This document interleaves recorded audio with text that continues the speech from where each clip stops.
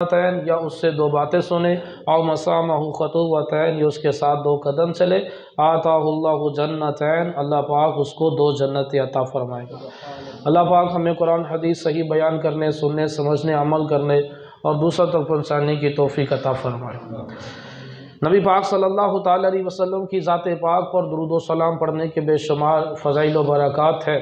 آقا دو عالم صلی اللہ تعالی علیہ وسلم نے ارشاد فرمایا، من صلی علیہ الف مرۃ، جو روزانہ 1000 مرتبہ درود پڑھے، لم یموت، وہ مرے گا نہیں، حتی یری مقعدہ الجنہ، جب تک جنت میں اپنی جگہ نہ دیکھ لے۔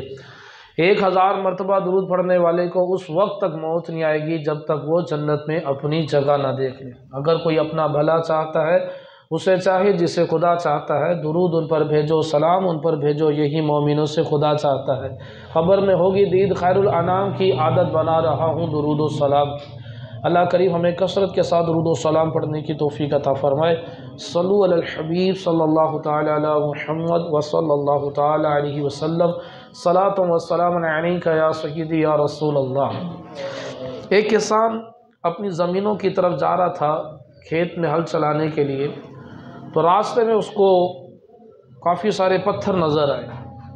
اس نے وہ پتھر سارے تھیلے میں بھر لیے کہ کھیت میں ہل چلانے کے بعد جب میں بیج ڈالوں گا تو بسا اوقات کھیت خراب کرنے کے لیے پرندے آ جاتے ہیں، تو یہ ان پتھروں سے کے ذریعے میں پرندوں کو اڑا دوں گا، یہ پتھر میں پرندوں کو ماروں گا۔ اس نے وہ سارے پتھر تھیلے میں بھرے اور لے آیا اور ہل چلایا، ہل چلانے کے بعد بیج ڈالے اور بیج ڈالنے کے بعد کھیت کے کنارے بیٹھ گیا، اور جب پرندے آتے تو ان کو وہ پتھر مارتا۔ یوں وہ پرندوں کو پتھر مارتا رہا۔ آخری پتھر جو تھا جو وہ مارا، تو قریب سے ایک بادشاہ کی سواری گزر رہی تھی، وہ پتھر جا کر سیدھا بادشاہ کی سواری پر جا لگا۔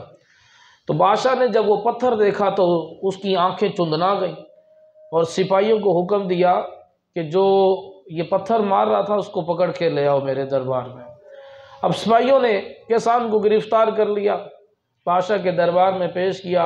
اب کسان غریب روئے، چیخے چلائے، منت سماجت کرے، بادشاہ سلامت، میں غریب ہوں، میرے چھوٹے چھوٹے بچے ہیں، مجھے معاف کر دے، مجھ سے غلطی ہوگی کہ آپ کی سواری کو پتھر جا لگا، مجھ سے انجانے میں ایسا کام ہوا، میں تو پرندوں کو پتھر مار رہا تھا۔ تو بادشاہ نے کہا کہ تو یہ بتا کہ تو یہ پتھر لایا کہاں سے؟ تو وہ پھر یہ کہ بادشاہ سلامت، میں نے جان بوجھ کر نہیں مارا، مجھ سے غلطی ہو گئی، مجھے معاف کر دے۔ بادشاہ نے پھر پوچھا کہ تو پتھر لایا کہاں سے؟ اور کہا بادشاہ سلامت آپ مجھ سے بس معاف کر دیں، تو آپ یہ پتھر کے بارے میں کیوں پوچھ رہے ہیں بار بار؟ تو بادشاہ نے کہا کہ او نادان بے وقوف انسان، جنہیں تو پتھر کہہ رہا ہے، یہ پتھر نہیں ہے، یہ قیمتی موتی ہیں۔ وہ قیمتی موتی تو نے سب کے سب جو ہے وہ پرندے اڑانے میں اسی طرح سے ضائع کر دیے۔ اگر تو ایک موتی بھی بچا کر رکھ لیتا تو تیری غربت تو کیا ختم ہونی تھی، تیری 7 نسلیں امیر ہو جانی تھی۔ اس کے بعد وہ کسان اتنا پچھتائے کہ یہ مجھ سے کیا ہو گیا، جہالت میں اور نادانی میں اور بے وقوفی میں اپنا کتنا بڑا نقصان کر بیٹھا، لیکن اب کیا پچھتاوت جب چڑیاں چگ گئیں کھیت۔ تو میرے محترم اسلام بھائیوں، یہ حکایت بیان کرنے کے بعد بزرگ فرماتے ہیں، جس طرح اس نادان بے وقوف کسان نے نادانی میں جہالت کی بنا پر قیمتی موتی ضائع کر دیے، اسی طرح بے شمار مسلمان نادانی میں، بے وقوفی میں، جہالت میں بہت سے قیمتی موتی ضائع کرتے ہیں۔ وہ قیمتی موتی کیا ہے؟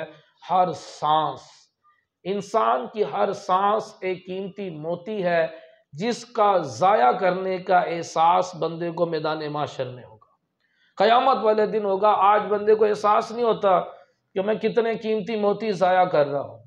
ہر سانس ایک قیمتی موتی ہے، جسے کسی نہ کسی اچھے کام میں گزارنا ہوتا ہے، کسی نیک عمل میں گزارنا ہوتا ہے۔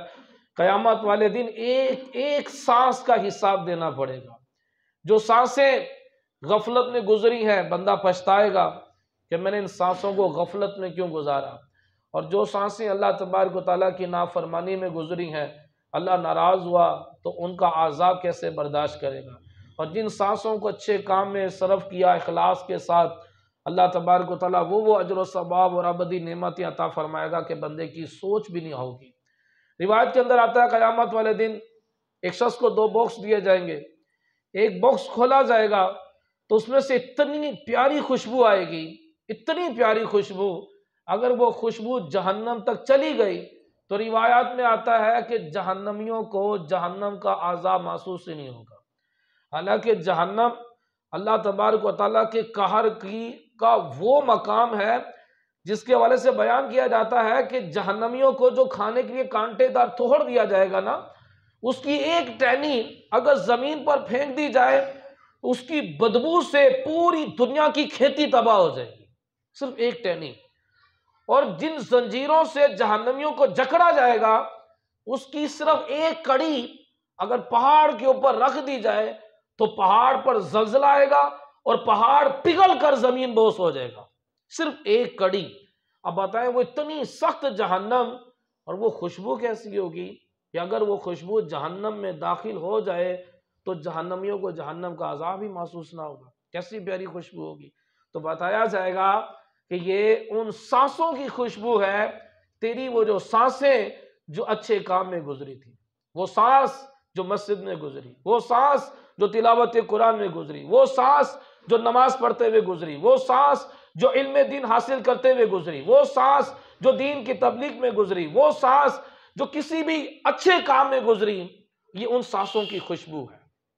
یہ دوسرا باکس کھولے گا، اس میں سے اتنی گندی بو آئے گی، اگر وہ بدبو جنت تک چلی جائے تو جنتیوں کو جنت کی لذت محسوس نہیں ہوگی۔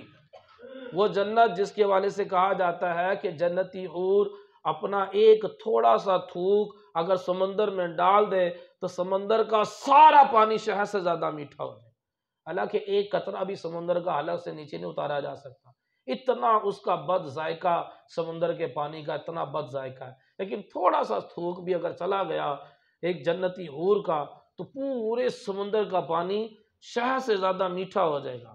اب وہ بتائیں وہ جنت کیسی مزیدار کیسی خوبصورت ہوگی، لیکن وہ بدبو کیسی ہوگی؟ اگر وہ بدبو جنت میں داخل ہو جائے تو جنتیوں کو جنت کی لذت ہی محسوس نہیں ہوگی۔ تو بتایا جائے گا یہ ان سانسوں کی بدبو ہے جو سانسیں تو نے بالکل بیکار ضائع کر دی، یعنی کہ ان سانسوں میں کوئی عمل نہیں کیا، یہ بالکل ضائع کر دی، کوئی اچھا عمل بھی نہیں کیا، برا عمل بھی نہیں کیا۔ اب یہ ان سانسوں کی بدبو ہے کہ جن سانسوں کو بندے نے صرف فضول ضائع کر دیا تھا، تو ان سانسوں کی اب کیا بات کی جائے کہ جو سانسیں اللہ پاک کی نافرمانی میں گزرتی ہیں، جتنی سانسیں سینما میں، تھیٹر میں، فلم ڈراموں میں، گانے باجوں میں اور لطیفوں میں، الٹے سیدھے کاموں میں جتنی سانسیں گزری ہیں، ان سانسوں کا انجام کیا ہوگا؟ تو بندے کو چاہیے کہ اب انسان کی سانسیں ایک قیمتی موتی ہے، یہ سانس ہی تو ہے کہ جیسے ہی یہ سانس ختم ہوگا انسان کا تعلق دنیا سے ختم ہو جائے گا، اور جب اس کو اندھیری قبر میں اتارا جائے گا تو اس وقت بندہ چیخے گا، چلائے گا کہ باری تعالیٰ مجھے ایک موقع دے دے تاکہ میں سبحان اللہ کہہ لوں، میں الحمدللہ کہہ لوں، اللہ اکبر کہہ لوں، لا الہ الا اللہ کہہ لوں، کہ باری تعالیٰ مجھے 2 رکعت نفل پڑھنے کا موقع دے دے، لیکن اس کا چیخنا پکارنا لا حاصل رہے گا۔ اب وہ صرف چیختا اور پچھتاتا ہی رہ جائے گا، لیکن اس کو ایک بھی نیکی کرنے کا موقع نہیں دیا جائے گا۔ ان سانسوں میں ابھی بندے کے پاس موقع ہے جتنی چاہے نیکیاں کر لے، لیکن ابھی آج بندے کو احساس نہیں ہے، مرتے وقت ہی فوراً بندے کو نیکیوں کا احساس ہو جاتا ہے۔ آج بندہ نیکیوں کو چھوڑ کر دنیا کے مال کو سب سے زیادہ اہمیت دیتا ہے، مرتے وقت سب سے پہلے بندے کو جس چیز سے نفرت ہوتی ہے وہ مال سے ہوتی ہے۔ اللہ تبارک و تعالیٰ جب ایک جہنمی کو جہنم میں غوطہ دے گا، غوطہ دے کر دوبارہ نکالا جائے گا، اللہ کریم فرمائے گا کہ کیا اس جہنم کے عذاب سے بچنے کے لیے تو کتنا مال دینے کے لیے تیار ہے، کتنا مال دے سکتا ہے؟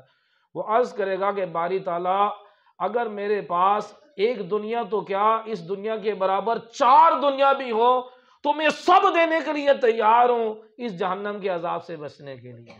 تو اللہ تبارک و تعالیٰ ارشاد فرمائے گا اب تو کوئی فائدہ نہیں، میں نے تو تجھے بڑا آسان کام کہا تھا اس جہنم سے بچنے کے لیے کہ شرک نہ کرنا، شیطان کی پیروی نہ کرنا، میری عبادت کرنا، لیکن اس وقت تو تجھ سے ہو نہ سکا، لیکن اب کوئی فائدہ نہیں، اب ہمیشہ ہمیشہ کے لیے جہنم ہے۔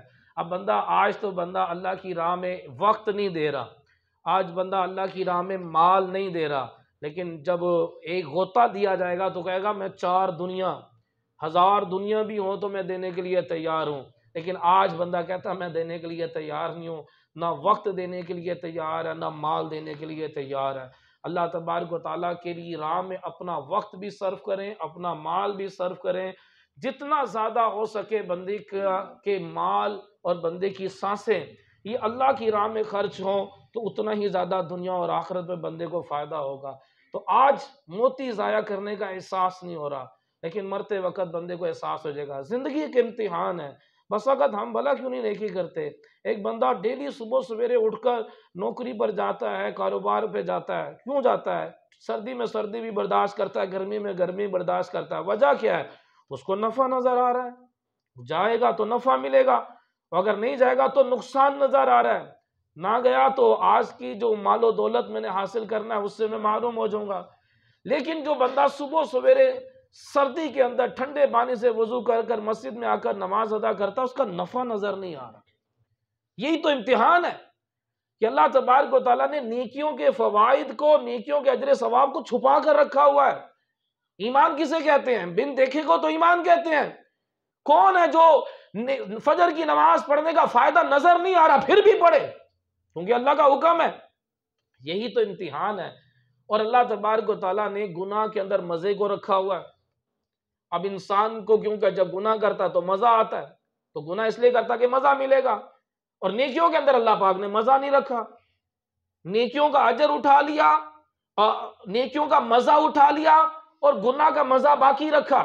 یہی تو امتحان ہے کہ کون ہے جو بندہ صبر کرے اور لذت کی خاطر، مزے کی خاطر جو ہے وہ گناہ نہ کرے بلکہ اللہ کے ڈر سے گناہ کو چھوڑ دے۔ یہ زندگی کے امتحان ہے۔ تو نیکیوں کے فوائد چھپے ہوئے ہیں، نیکیوں کا ثواب چھپا ہوا ہے، گناہوں کا عذاب بھی چھپا ہوا ہے۔ یہ سب چیزیں مرنے کے بعد ظاہر ہوں گی۔ نبی پاک صلی اللہ تعالی علیہ وسلم نے ارشاد فرمایا مرتے وقت مومن بھی پچھتاتا ہے، فاسق بھی پچھتاتا ہے، کافر بھی پچھتاتا ہے۔ صحابہ کرام علیہم رضوان نے عرض کی یا رسول اللہ صلی اللہ علیہ وسلم کافر اور فاسق پچھتائیں، سمجھ میں آتا ہے، مومن کیوں پچھتاتا ہے؟ حضور پاک صلی اللہ علیہ وسلم نے ارشاد فرمایا کافر اس لیے پچھتاتا ہے کہ میں نے اسلام کیوں نہیں قبول کیا، فاسق اس لیے پچھتاتا ہے کہ میں نے توبہ کیوں نہیں کی، میں نے زندگی نیکیوں میں کیوں نہ گزاری، اور مومن پچھتاتا ہے کہ میں نے نیکیاں زیادہ کیوں نہیں کی، میں تھوڑی اور زیادہ نیکیاں کرتا۔ تو مرتے وقت تینوں بندے پچھتائیں گے، مومن بھی پچھتائے گا، فاسق بھی پچھتائے گا اور کافر بھی پچھتائے گا۔ اپنا زیادہ سے زیادہ وقت جو ہے وہ اچھے کاموں میں گزارا جائے۔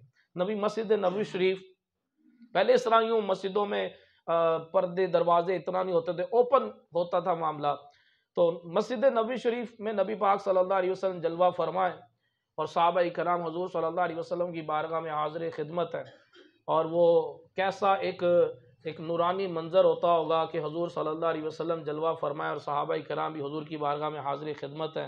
اس کی منظر کشی کرتے ہوئے شاعر کہتا ہے کہ ایک سمت علی ایک سمت عمر، صدیق ادھر عثمان ادھر، ان جگمگ تاروں میں مہتاب کا عالم کیا ہوگا۔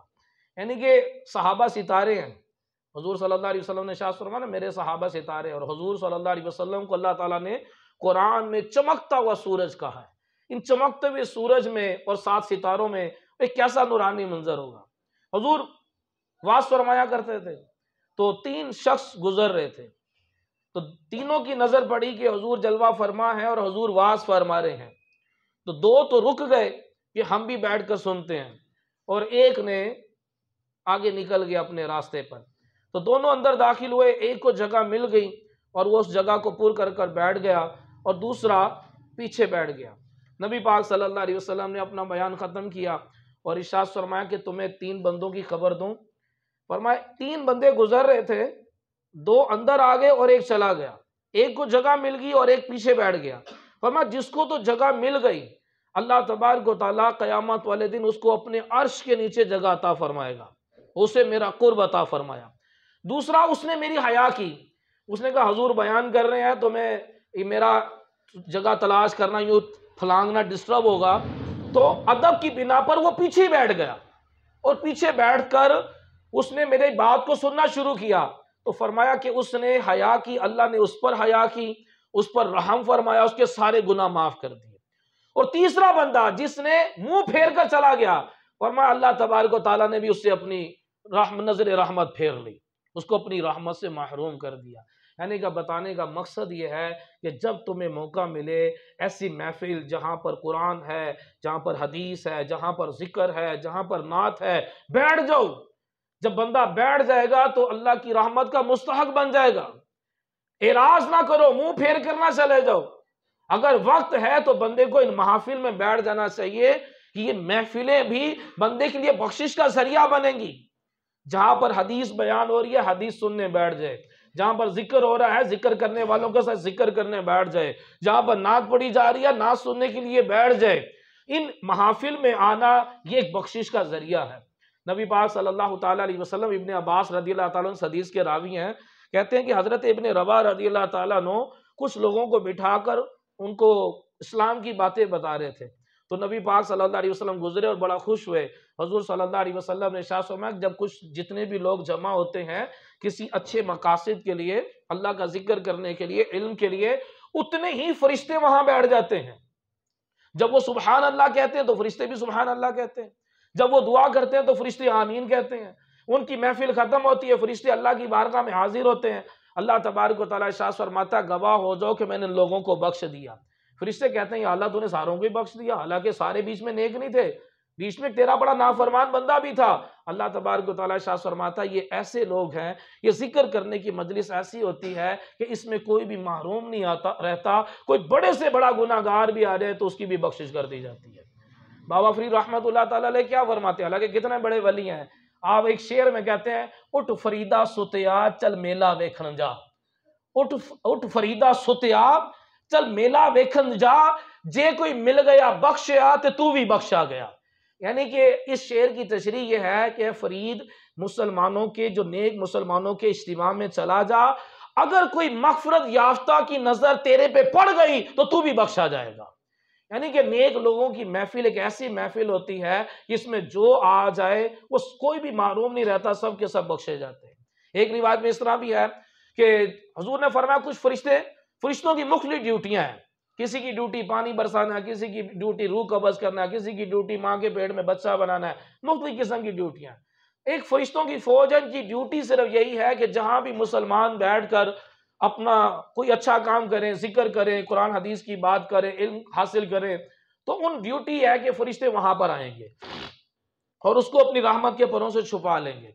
تو یہ ایک اجتماع ہوا، فرشتوں نے اس کو اپنی رحمت کے پروں سے چھپا لیا، انہوں نے دعا کی، ان کی دعا پر آمین کہا، اور وہ محفل ختم ہونے کے بعد اللہ کی بارگاہ میں حاضر ہوتے ہیں۔ اللہ فرماتا ہے کہاں سے آئے؟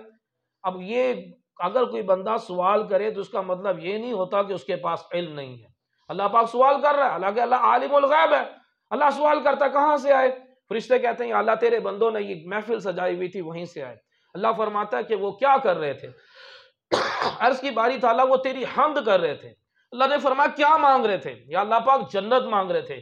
کس چیز سے پناہ مانگ رہے تھے؟ یا اللہ عز و جل وہ جہنم سے پناہ مانگ رہے تھے۔ اللہ پاک شاہ فرماتا ہے کہ انہوں نے جنت دیکھی ہے؟ عرض کی یا اللہ باری تعالیٰ انہوں نے جنت تو نہیں دیکھی۔ اللہ پاک فرماتا ہے اگر وہ جنت دیکھ لیں تو؟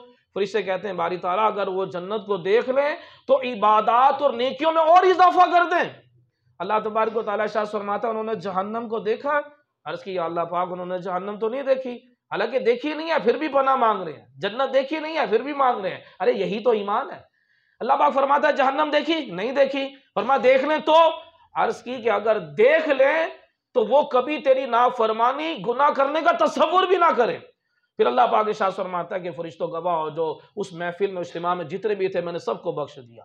تو فرشتے کہتے ہیں باری تعالیٰ سب ہی ذکر کے لیے تھوڑی آئے تھے، سب ہی اچھے کام کے لیے تھوڑی آئے تھے، کوئی کلفی بیچنے بھی آیا تھا، کوئی جیب کاٹنے کے لیے بھی آیا تھا، کوئی کسی اور مقصد کے لیے بھی آیا تھا۔ تو اللہ تبارک و تعالیٰ شاہ فرماتا ہے یہ وہ لوگ ہیں کہ ان کی صحبت میں بیٹھنے والا کوئی بھی محروم نہیں رہتا، جتنے آئے سب کے سب بخش دیے جاتے ہیں۔ تو ان